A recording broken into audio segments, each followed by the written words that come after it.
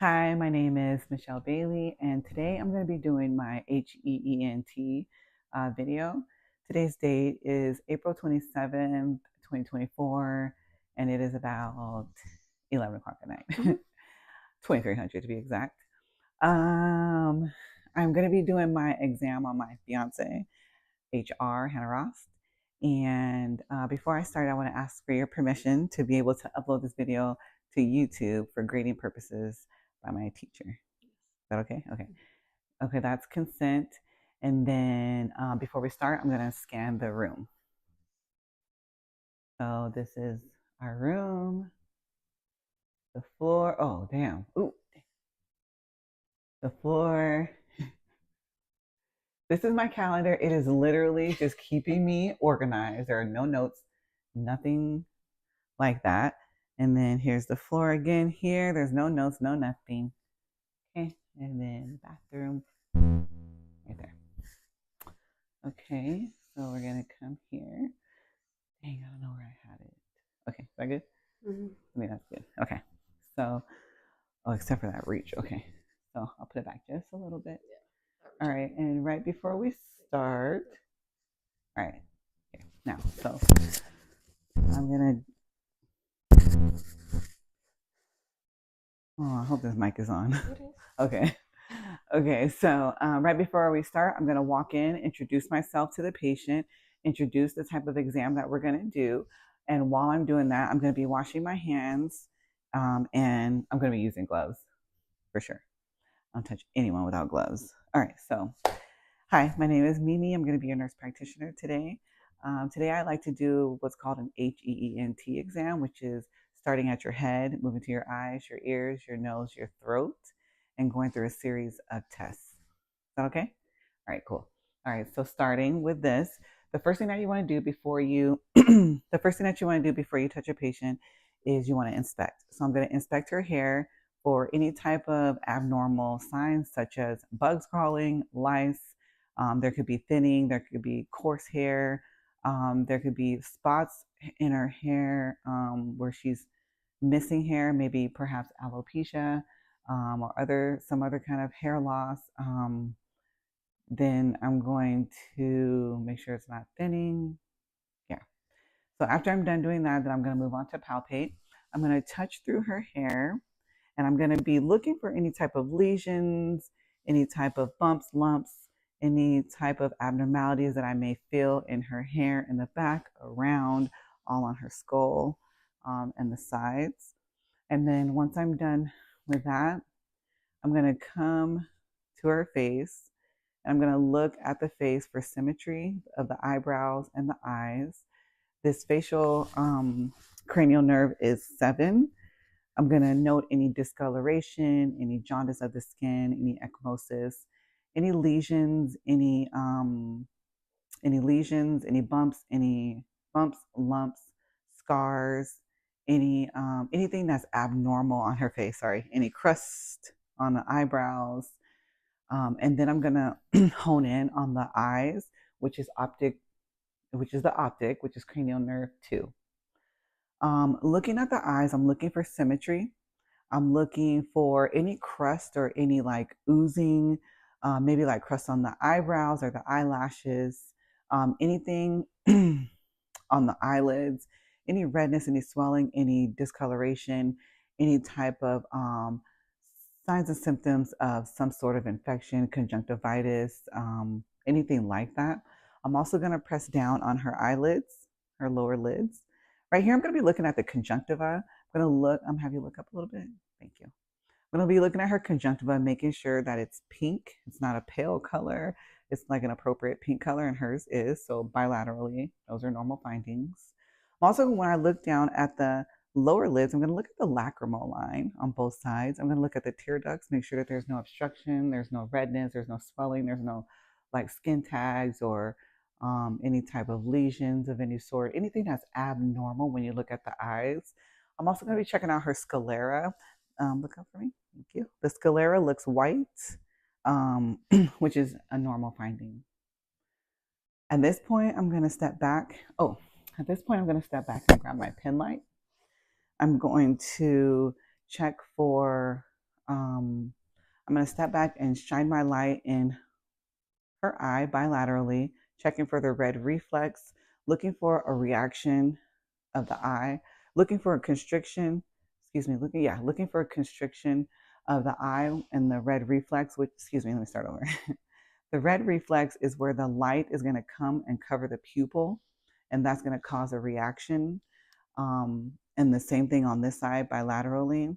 So then I'm going to come closer to her and do my direct and I always want to say indirect, but it's direct and consensual, which is helping me notice that it's a normal, that is normal for Perla, which are the pupils are equal, round, and reactive. So I'm going to come from this side, allowing it to constrict, and then on this side, allowing it to constrict as well. I'm also going to turn obliquely about 15 degrees towards the patient, and I'm just going to shine the eye on the side, and I'm just going to be noting the iris. I'm going to do this bilaterally, but I'm going to be noting the iris, the lens, the cornea, and then also the pupil, looking for any types of signs of foreign body, any type of scratches, any type of abnormalities that may be seen. I'm going to look for any redness, any, like I said, discharge or oozing or anything like that. Um, and then I'm going to have you, okay, then I'm done with this light. And then I'm going to use my finger. I'm going to have you look straight ahead behind me. I'm going to have you follow my finger. This is going to be checking, have you follow my finger over here, laterally, pausing, going up and down, back to center, come back here, going across the visual field, here, lateral, down, coming back to center. This is checking the abducens, the cranial nerve 6. What I'm looking for is a nystagmus, which when you come here to focus, it'll do a little twitch to, if that were to happen, that would be the nystagmus. I'm also going to do the trochlear, the cranial nerve 4, which is to come medially and go down. Yes, looking for the eyes. Yep.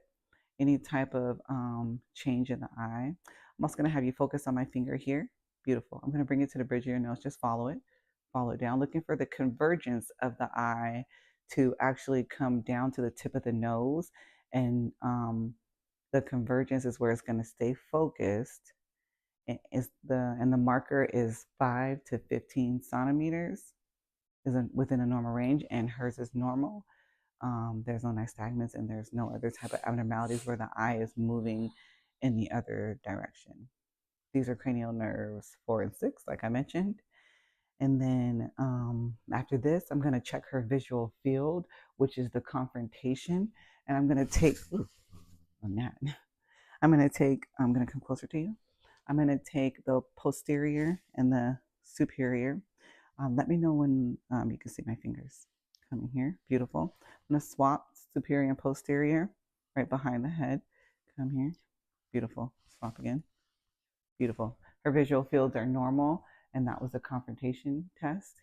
And then we'll do a near test, which would be accommodation.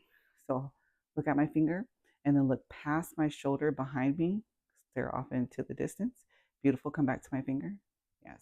And then look past me again into that distance. Come back to my finger. Beautiful. Here she should be seeing the near side, which means that her eyes will constrict when she looks at my finger, and then they'll dilate when she looks far off into the distance. Okay, okay, great. And then, so I need to do the Snellen test. Snellen test. I forgot this one. What I'll have you do is read from this Snellen's chart. And the way to do that is, this length is 6 feet from the patient. If it was a wall chart, it would be 20 feet. And the way that you measure that is let me have you stick your hand on my shoulder. Shoulder, beautiful. And then I'll bring my hand to her hand and come here, stay in the view of the camera and have you, try it again. Beautiful. Then come here, boom, 6 feet. And I'll have my chart here. So go ahead and release your hand down. Go ahead and cover one eye for me. All right. Read the lowest line that you can read. Lincoln Tom, LTFP Beautiful. And then I'll have you swap out. And then do the other one. LTFPH. Beautiful. Release your palms down. Look ahead for both. LTFPH. Beautiful. All right. Do you wear any contact lens or any corrective lens or anything like that? All right. Her vision is 20/20. Beautiful job. So that was the Snellen's chart. All right. And then, so I think that those are all of the visual fields. So I'm sorry. I meant to say that when I did these abducents and I went side to side and I came down, that was 4, but I forgot to mention that this is the ocular motor cranial nerve 3. And then the last part of this is I'm going to grab my ophthalmoscope. Oops. Grab my ophthalmoscope. Oops. Okay. Gonna turn this on. Beautiful. Make sure it's at 0. So you turn it on, make sure it's at 0. The safe way to hold it is here with 3. It's going to go up to the patient's face. All right. So here I'm going to do the fundoscopic exam. So I'm going to use my right hand. I'm going to hold it here in my right hand. My fingers are going to be the protection part, which is going to allow me to not get so close to the patient. So we're not going nose to nose or mouth to mouth. That would just be weird. And then I'm going to use my non-dominant hand, probably to just put my thumb up above her eyebrow or right at the eyebrow bone. I'm going to do what I did earlier when I looked for the red reflex. I'm going to locate that red reflex. I'm going to get really close to you, okay? So I'm going to note the red reflex, and then once I find that, I'm going to go deeper into your eye, looking at the back structures, okay? So my right hand, right eye, the patient's right eye as well. I'm going to get a little bit closer, and the first thing that I'm going to do is make sure I have my safety. I'm going to put it up to my own eye, back of my hand, or my hand here, and then I'll have you look off into the distance. Beautiful. Keep your eyes much as, oh, beautiful. Just like that. Good job. Good job.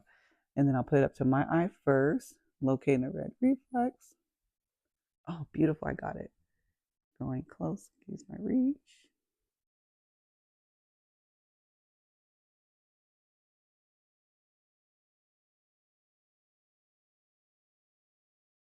Oh, that's so cool.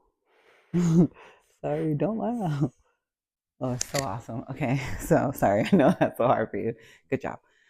Um, so what I'm gonna note here is that I'm gonna aim to see through the red reflex, which is going through the pupil, and then I'm going to see the optic disc and the physiologic cup where they meet. This is where the ratio is going to be 3-to-1. I'm also going to turn in lateral. I turned in laterally um, to see the fava and the macula. The optic disc, I noticed that it was creamy, yellowish, slightly orange. There were no abnormalities bilaterally. There's no redness, no bulging, no nothing like discharge, nothing displaced. I noticed that the arteries were bright red, the veins were dark. I noticed that this is one of the only structures that where the veins will be larger than the arteries. So bilaterally, everything is good. So same thing, bilaterally, it'll be here with the 3. I'll go in from here, locate that red reflex, take it to my eye, my non-dominant or my dominant hand on this side because I'm following here, left eye, left patient. And then I'm going to bring it to my eye, same kind of thing, hold here and go right in. Same type of bilateral movements, and it's normal. And then I hope I said the sclera is white. Her sclera is white, no redness, no signs of infection. I just want to go back and say that. I don't know if I said that. I want to make sure I said that. And then I think that is all for the eye exam. I think that's it for the eye exam. Hopefully. So, all right. So I'll put this one away. All right, Miss HR, you're doing great so far. You're doing great. So, thanks. All right, so we did the head, we did the eyes. We're gonna move on to the nose. Just kidding. We're gonna move on to the ears. So, oh gosh. All right, so let's just move on to the ears.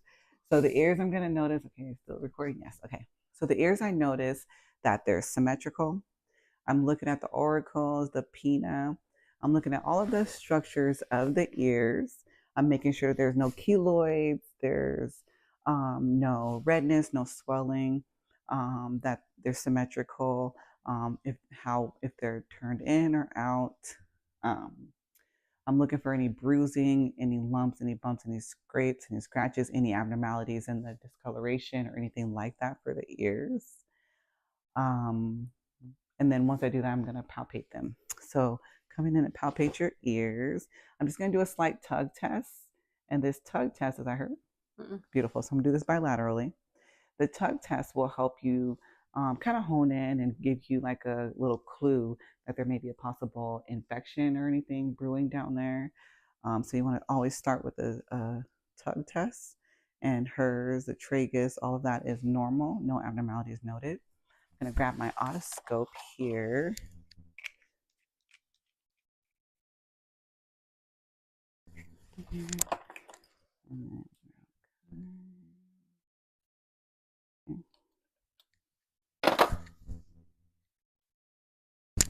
Oh, oh, nice catch. Okay, normally I would not do this. I would throw this away and get a new one. Okay, I would not normally do this just for purposes of this video. Oh, excuse me. For purposes of this video, I was supposed to dim the light during that optic disc, and I did. But we could not obviously do that here. But I did do it. And I forgot to say it, so I'm saying it now. I hope that counts. And then okay, so same thing here. We're gonna have safety first. Turn the slide on. Beautiful. All right. So we got the largest one for her ear canal. I'm going to do the same thing where I'm holding safely, and the 3 is going to go up against her face. And then, oh, thank you for turning. I'm going to go ahead for the adults, you grab up and back. For a child, you would go back and down. But here we're going to go up and back. And then I'm noting the bony, I'm noting the structures of the ear externally, and now we're going to go internally. Bilaterally, I don't see any abnormalities. So now I'm just going to go my hand here, just like this, and look down into your ear. Whoa, oh, that's awesome. Okay, I note, or I can see right away the tympanic membrane, and it is nice and clear. It is like a pearly gray. Your ears look so clean. Wow, there's no cerumen or anything. So sorry if I hurt you. I'm just gonna go deeper into the canal. Oh, that looks so awesome. Oh, that looks wicked awesome. That looks so cool. Okay, so I'm gonna do this bilaterally. I'm checking for any bulges, any redness, any swelling, any type of exudate, anything that shows signs of an otitis media, which would be an ear infection. Looking for any drainage, looking for any polyps, lumps, bumps, scratches. I'm looking for everything, okay? I'm all up in that ear canal bilaterally. There are no abnormalities noted, anything like that. Um, oh, also, I wanted to mention in the right ear where I started, I'm looking down for the macula and the obum. The macula is going to be down into the 5 o'clock side on the right side. And then on the left ear, when I look down into the ear, looking for those same 2 structures, except this time it's going to be on the 7 o'clock side. All right, that concludes that part of the ear. And then I'm going to do 2 tests. I'm going to do the Weber test and then the Rhine or the Reen test. I can't not remember how to say that. So the first one we're going to do is the Weber test, which is going to test for hearing. I'm going to bang it on this. Just kidding. I'm just going to just I'm going to tap this and get the sound. So it's going to do your hearing. So just going to activate it. Whoopsies. And place it here on the middle of her forehead. Do you hear this bilaterally? Yes. Beautiful. So she should hear this in she should hear this in both ears, bilaterally, and then we'll bang it again or strike it again. Oops. This time you're gonna this time you're gonna place it on her mastoid process, which is behind her ear, and let me know when you don't hear it anymore. Okay. And then here, do you hear it again? Mhm. Good job. So the reason that you're going to do this test bilaterally, obviously. The reason that she doesn't, the reason that she hears it when, okay, she stops hearing it at the mastoid process, and she hears it again when I place it in front of the canal, is because the air conduction and its AC is greater than BC because of bone density. So the air conduction is greater than the bone conduction here. And we're going to do this bilaterally. Then that was a Ryan's test. That was the Ryan's test. Ryan's test. Okay, so I did the Weber and the Ryan's, and that is it. Oh my God, bringing that. All right, I think that concludes. Oh, and then one other test for the ear.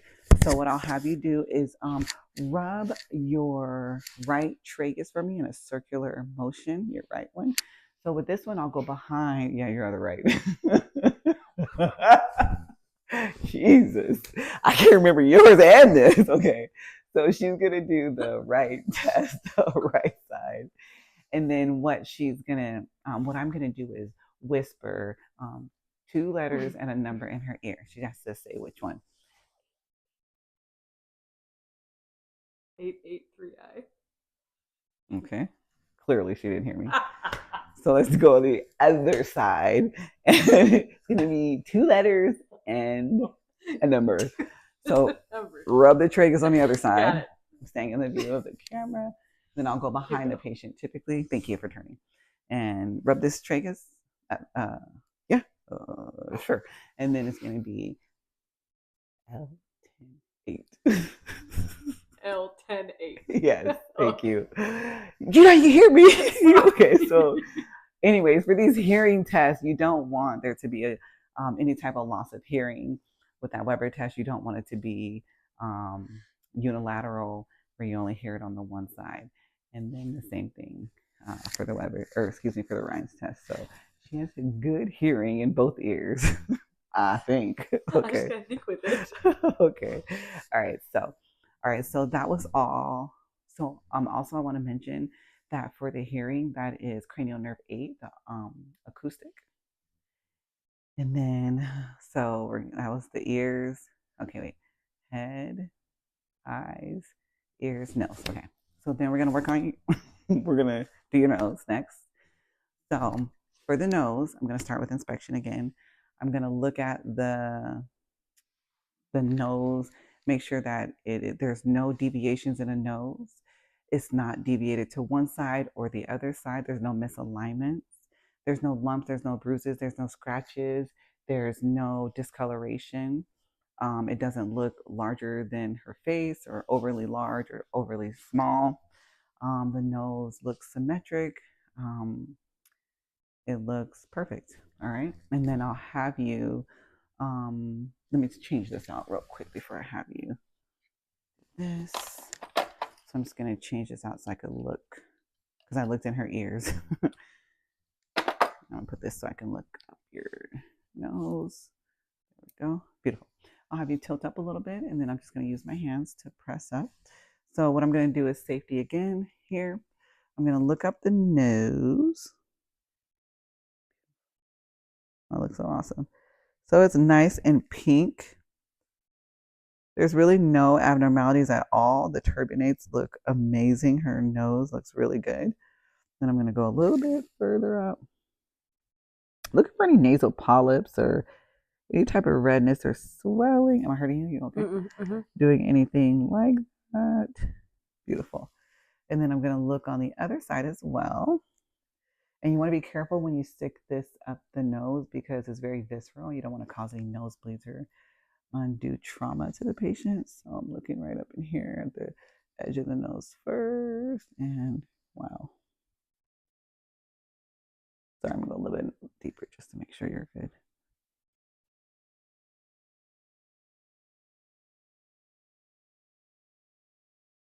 Wow, I can see so much. That's great. Okay. So, okay. So everything looks normal. I'm sorry, I took a little bit. Everything looks normal. There's no redness, there's no swelling, There's no visual blood. There's no nasal polyps or anything like that. There's no nasal septal defect or anything. There's no exudate or anything that I noticed at all. I'm going to have you occlude one side and breathe in. Beautiful. Occlude the next side, breathe in. Yes, everything's okay. Mm-hmm. There's no rhinorrhea or anything like that. So the next one that I'm going to do, since the nose, I'm just going to put this down. So I'll have you look straight ahead and then just close your eyes down. So the nose is cranial nerve 1, which is our olfactory. I am going to give you a smell, and you're going to tell me by occluding one there and tell me what you smell. But tell me what you smell, but keep your nose clogged. Okay, ready? Go. Oh, that's sweet. What do you smell? Wait, I don't hold. know. Okay, wait, hold on. It smells fruity. I don't know. You better say something. Peppermint. Okay, good one. Okay, so this is what I gave her. Spearmint watermelon. Oh, You old dang. buzzard. All right. Dang. All right. Close your eyes. Okay. Okay.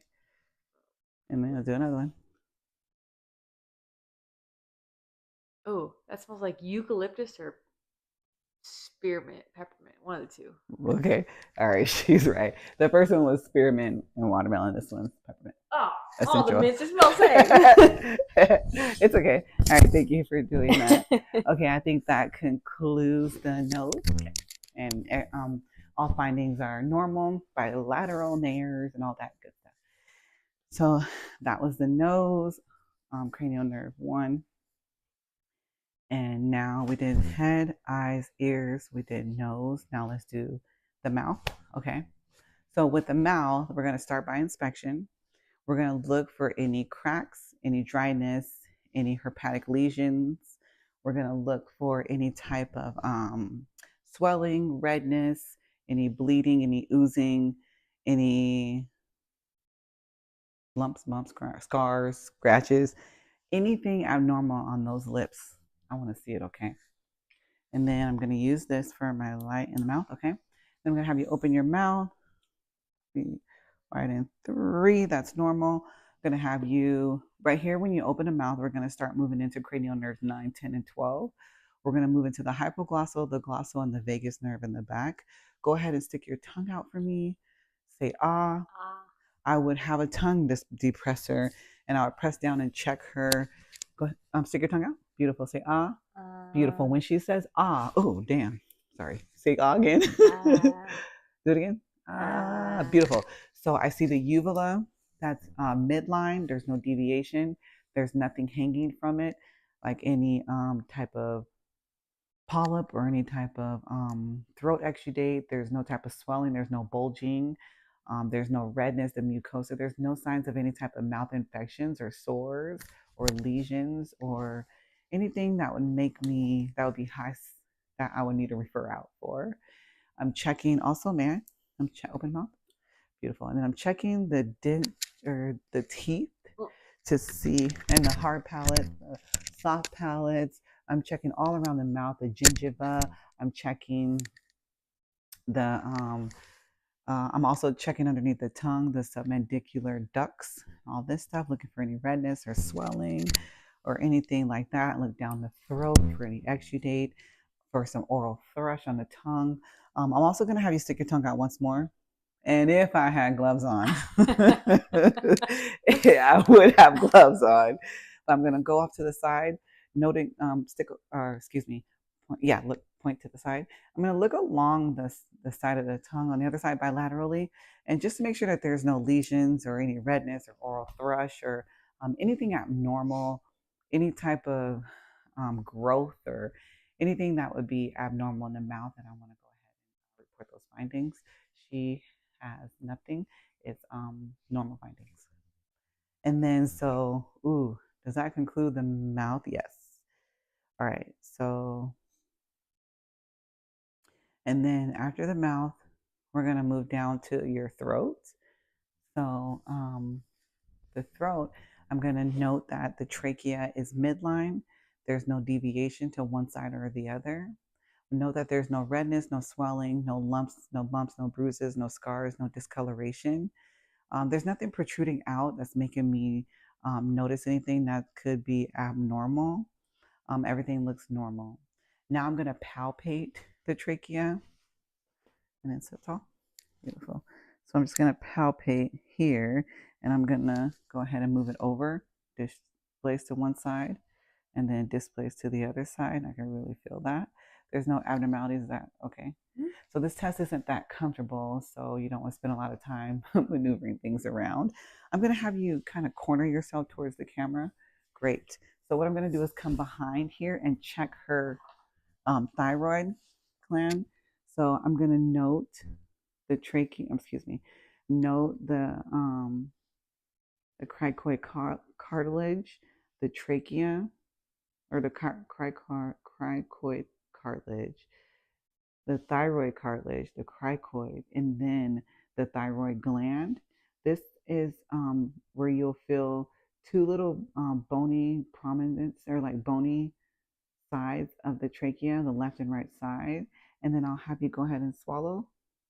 When you swallow, you can feel it go up and back down into the center. Just below that would be the trachea. Then I'll have you turn back towards me again. Great. Thank you for doing that. I'm going to also note for any type of goiters or anything like that. That would be obviously an abnormality. But generally speaking, you should be able to note a goiter, but it would be located right up in this area where the patient would normally, can you turn for the camera? Where it would normally where they would normally be trached. It would be right there. There's no goiters, there's no abnormalities. The what was it? The trachea was normal, and the thyroid gland was normal as well. There's no lesions or anything like that. So that concludes the head and neck. I think the last thing. Oh, okay. So then for the last cranial nerve, I'm gonna have you is the vagus nerve, which is gonna be your shoulders. Oops, I mean the trabeus nerve, trapezius. I'm probably saying it wrong, but this nerve where you're gonna shrug. I'll have you shrug your shoulders up. Beautiful, and then shrug it down. Any type of pain abnormalities, I'll have you look to the side. Beautiful. And checking the stenomastoid and all that stuff for any abnormalities. And look for the other side. Beautiful. Checking here as well. And then come back to center. I'll have you flex your nose. Oh, excuse me. I'll have you um, bring your chin to chest in flexion. And then I'll have you extend up. Yeah. And then come back to center. Great. And then I'll have you, that was a last cranial nerve 11. And then I will go ahead and check. Wait, there's one thing I'm missing right there, I think. So you did this, you did the shrug, shoulders, you did side to side. I think that's it for that part. So the last thing that I'm going to do are all of the lymph nodes. I'm going to feel starting here at the preocular lymph nodes, the posterior or the post-auricular lymph nodes, come down to the tonsillar lymph nodes and feeling here. I'm going to come for the submandibular lymph nodes. Come here for the submental lymph nodes here. I'm going to come for the anterior cervical lymph nodes here, the posterior cervical lymph nodes here, the occipital lymph nodes here. Come down to the supraclavicular lymph nodes up here, the infraclavicular lymph nodes down here. And what I'm feeling for with all of these lymph nodes is I'm feeling for any nodules that would be movable, painless, and not inflamed. Those are normal signs, which is what she has. Anything abnormal would be a nodule that's hard, fixed, and painful to touch. Those would be very suspect, and I would need to do further follow up for that. Um, I think I'm done with this, and I hope I didn't miss too much, but I am done. Thank you for watching, and thank you for being my patient yet again. Thanks.